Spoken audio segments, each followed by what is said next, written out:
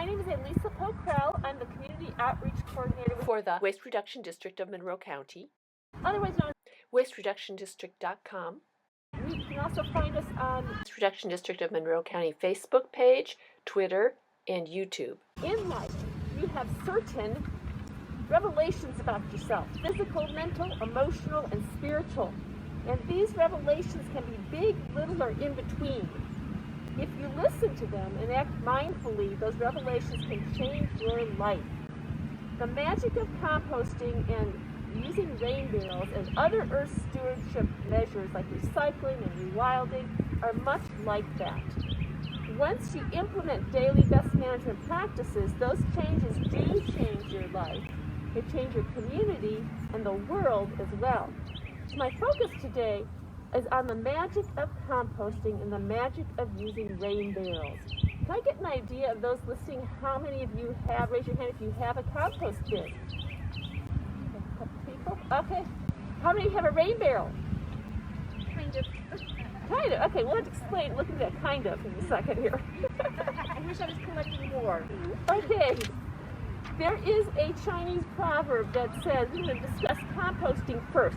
There are a number of different ways of composting. And you can either home compost, and over here I have lots of pictures on both sides of different types of compost bins. Compost in the earth machine that we sold over here, and the rain barrels, the white bin over here, the tan bin on the other side. So these are just some examples, but there are many, many different kinds. I wanted you to know that. And if anyone is interested in a rain barrel, we do have 5 extra ones. Just contact me at the end of this session. So they do look different, but they do the same thing. Now, if those of you who do not have the property to compost, do not want to compost at your home, you can always look up Earth Keepers. We have a partnership with Earth Keepers. And with Earth Keepers, you can drop off unusable food waste at any of our 5 recycling centers. It's a subscription service, but keep that in mind. So there's lots of different ways that you can make an impact. Now, there's a Chinese proverb that says, I hear and I forget, I see and I remember, I do and I understand. When you see how composting works, it's powerful, and it's powerful for all ages. Okay? And I've also brought a bin here, which is called a worm bin, which is another way of composting. Okay? If you're okay with worms, okay? And you like worms as fishing bits, okay? So I'm going to show that to you at the end, though, because what I think most people are interested in is just the regular compost, but when you throw food waste, it is so much easier. Okay? So it's always surprising how foreign the concept of composting is to people when it's such a natural phenomenon. And the process is called composting. So if you do compost at home, you can reduce your waste by about 25 to 35%. If you drop off your unusable food waste to our recycling centers and subscribe to Earth Keepers, it can go up to 40%.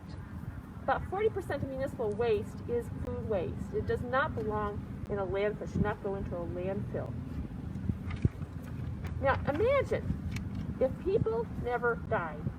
Let's say I had this magic wand, okay, and I touched you, and you, and you, and you. And I said, you're going to live forever, you're going to live forever, you're going to live forever. Okay? There'd be too many what? Everybody say it. People. Too many people. Okay. And so composting works, put your serious faces on, because there is no life without its opposite, which is what? Say it. Death. Okay. So death and decay have to occur in order for there to be life. So compost works because there is no life without death. Now, when we walk through a natural area, okay, a forest, the layer beneath the top layer of leaves and twigs is hidden compost. So worms feed on decaying plant and animal matter, and we call these eaters decomposers. Decomposers.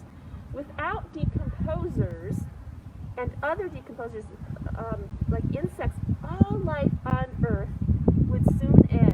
wouldn't be enough food and other resources. So if humans were to disappear, the rest of life would flourish as a result. This is a quote from Edward Wilson, scientist Edward Wilson. If, on the other hand, invertebrates on the land were to disappear, almost everything else would die, including most of humanity. Decomposition rules the world. Each species is important. And when you think about it, little things rule the world. The vast majority of living things are small. They're not big like us. Now, with a little bit of compost history here, no one really knows how humans first learned about composting, but it did exist in the Middle Ages, ages ago.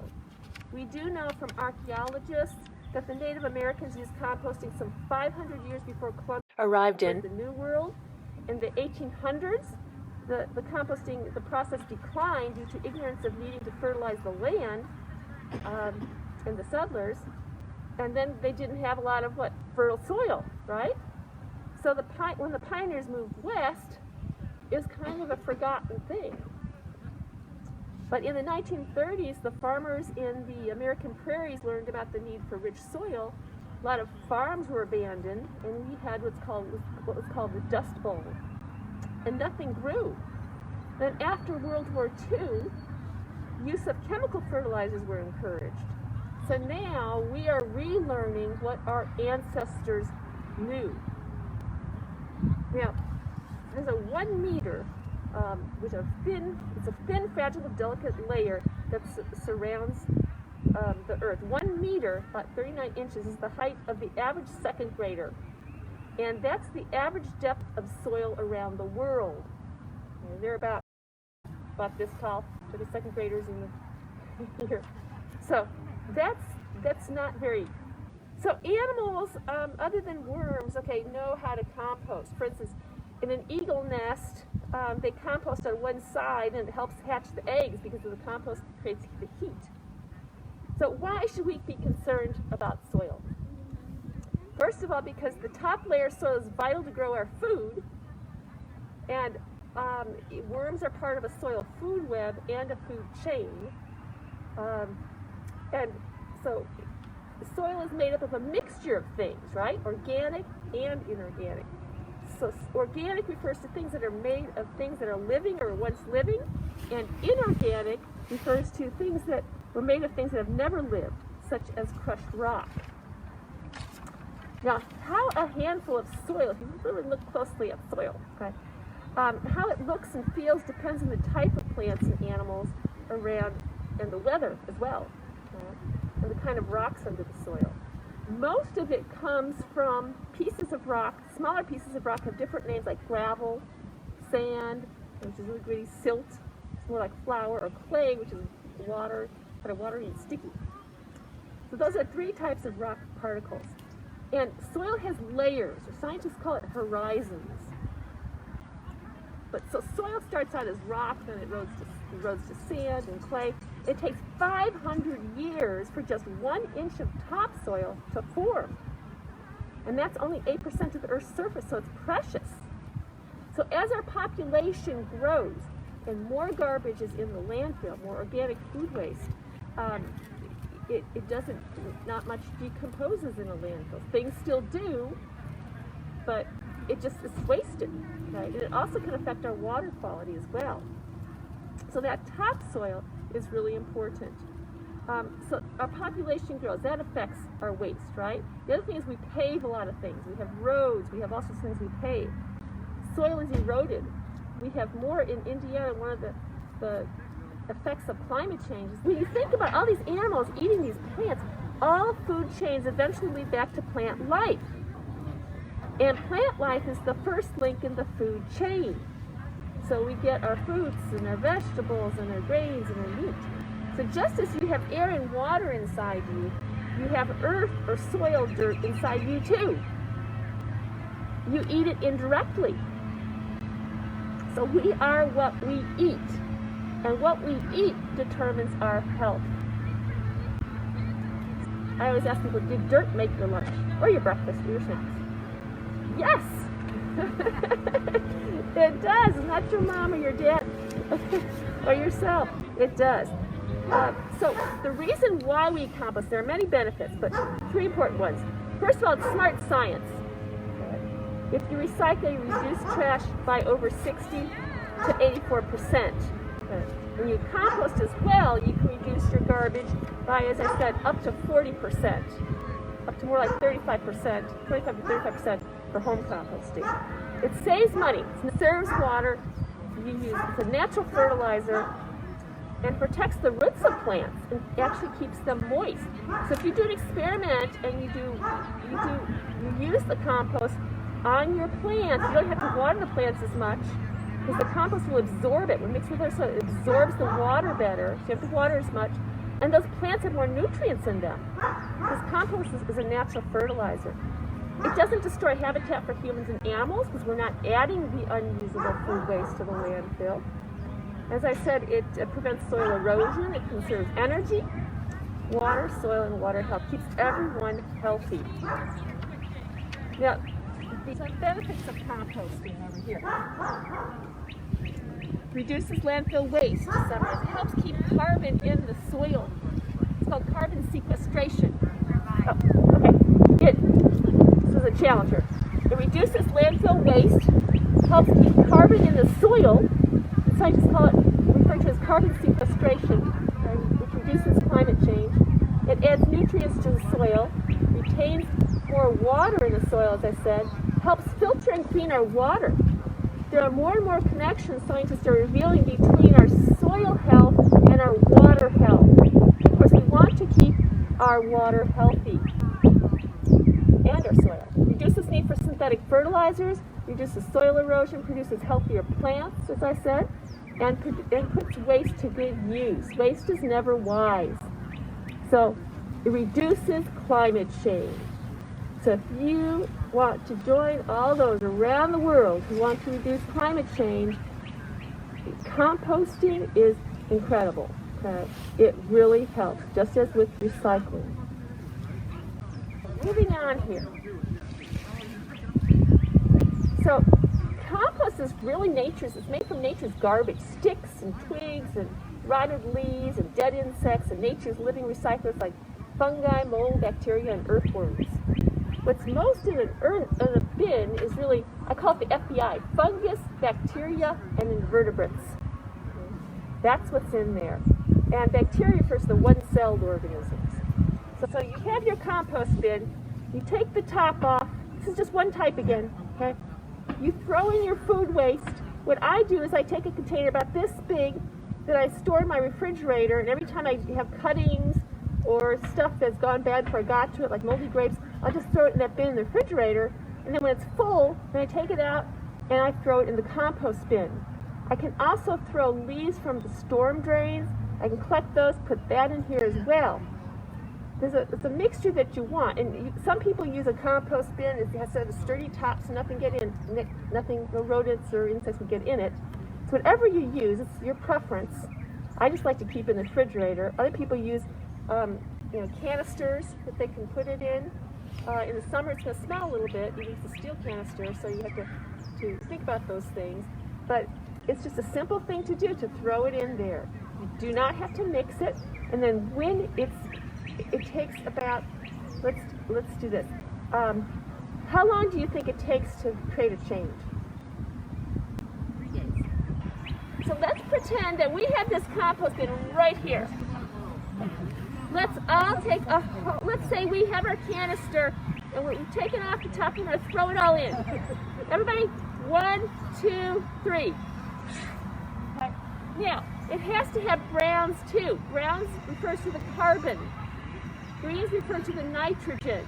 So browns are the dead things, like dead leaves, dry leaves, twigs, things like that. Okay. But it also needs the food waste. So let's throw some carbon in there, some of the browns. Browns, again, put some greens in there. You don't have to layer it, you just throw it in. Then you put the top on it. So, now, this is what happens. Okay. So the fungi, bacteria, and invertebrates, let's go like this. Should we get a little tight sheet today? Look at this. Follow me. Just follow me. They're slowly eating away at the compost. It's a very slow process. And what you have to keep in mind is that it has to have water, it has to be moist, or is it going to decompose? Nothing will decompose, right? It has to have oxygen. That's why in those bins there are some air holes there. Some people even drill holes in the top of the bin so that water can get through. But if it's like a hot summer day, what you may need to do is you should place your compost bin near a water source, because you need to spray it down, take that water from your rain barrel and pour it in the compost bin so it stays moist.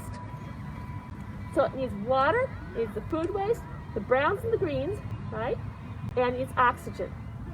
So that's what creates that perfect balance. There's a circle here, these are the browns, and just circle here, these are the greens, and the overlapping area is what makes the compost, what makes things work. So you're helping it, but really the fungus, bacteria, and the vertebrates are doing the work. And then after a period of about 3 months, not 3 days, 3 months, you're going to see a change. So the matter in the bin will just sink. It's going to sink and get lower and lower. You keep throwing more on top.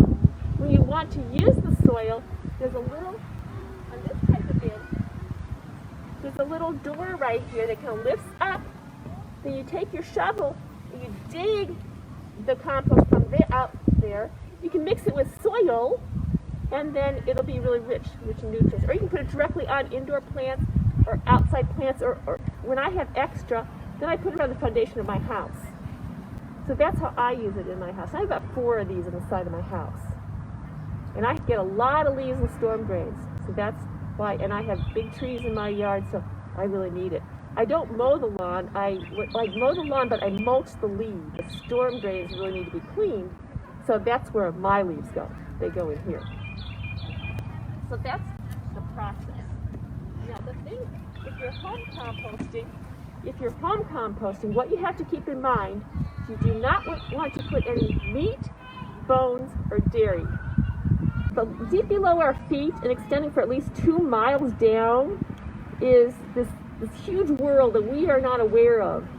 And it's collectively called, the unexplained populations of bacteria and microscopic fungi, things we can't see, are collectively called the slimes, referred to as subterranean lithoautotrophic microbial ecosystems.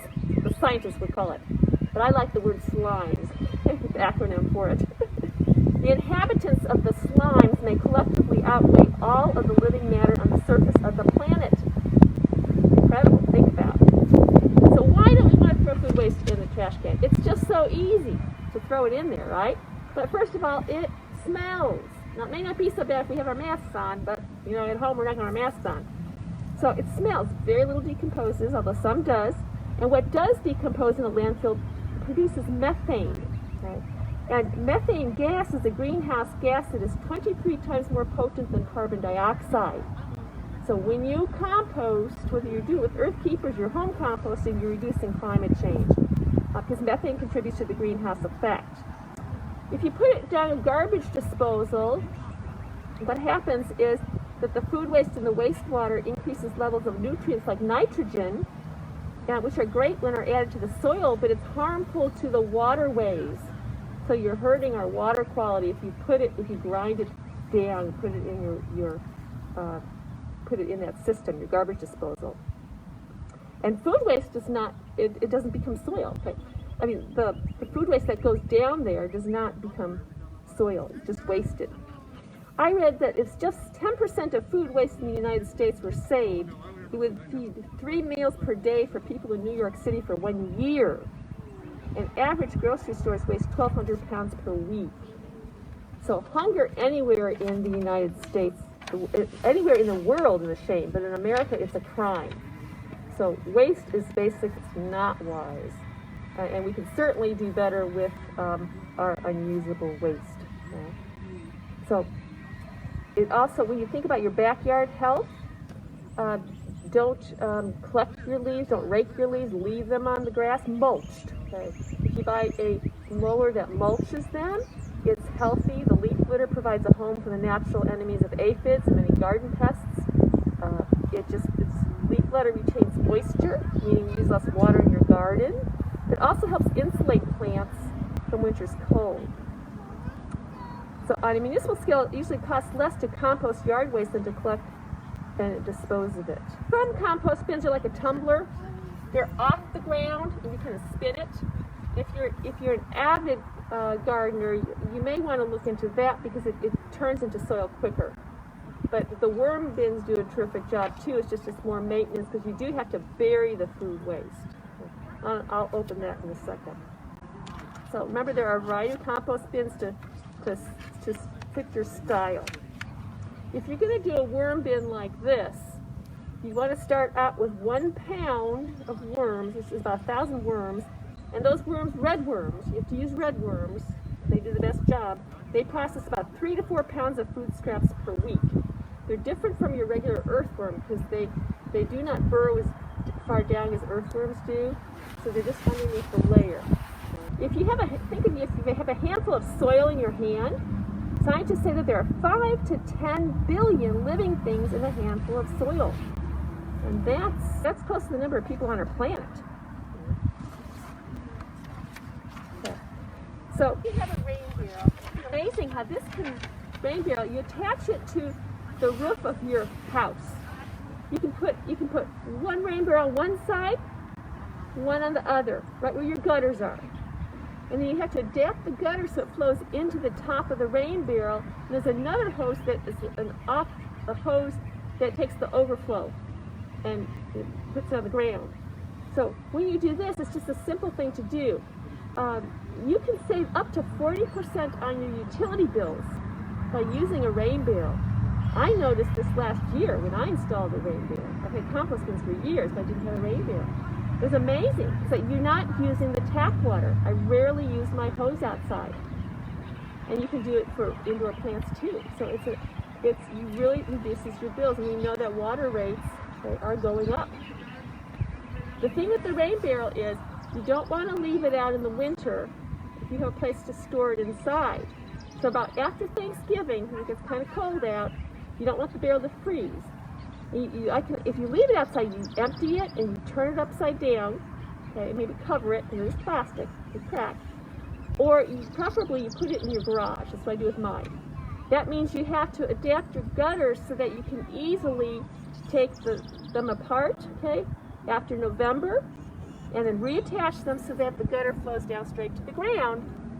And then in the springtime, take out your rain barrel again and attach them.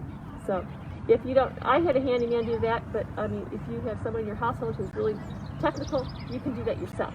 So you may have to cut the existing, my existing downspouts cut so this could occur, but, or else if you don't want to use something different, you go to the hardware store and get something different.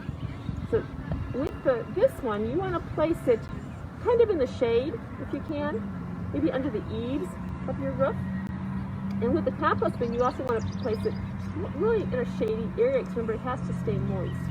But the reason why you place a rain barrel in a shady area is because if it's in the sun, the heat of the sun will produce algae.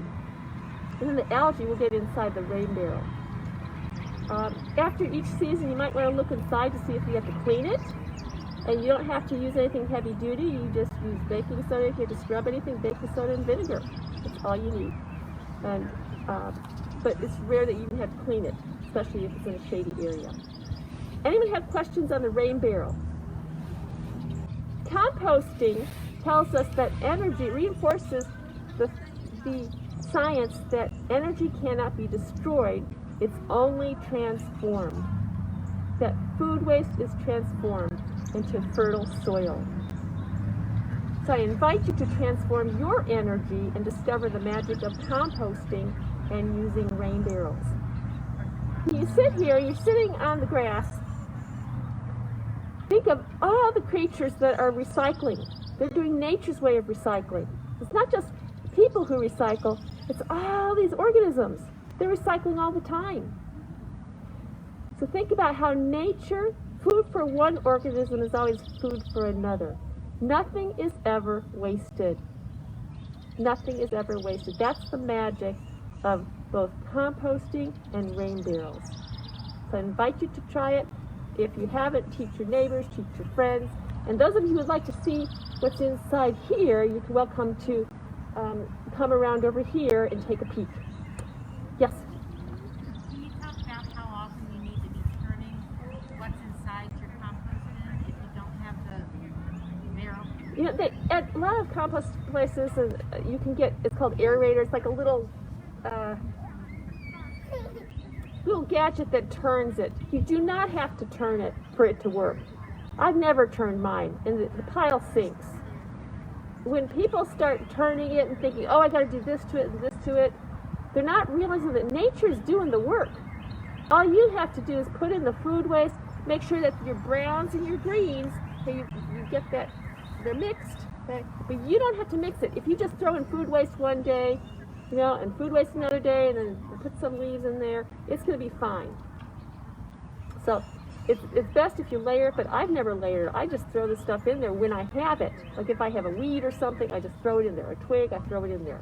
Now you don't want to throw in invasive plants in there that have seeded, because that could have seeds in the soil. There are all sorts of microscopic seeds in it. Any other questions?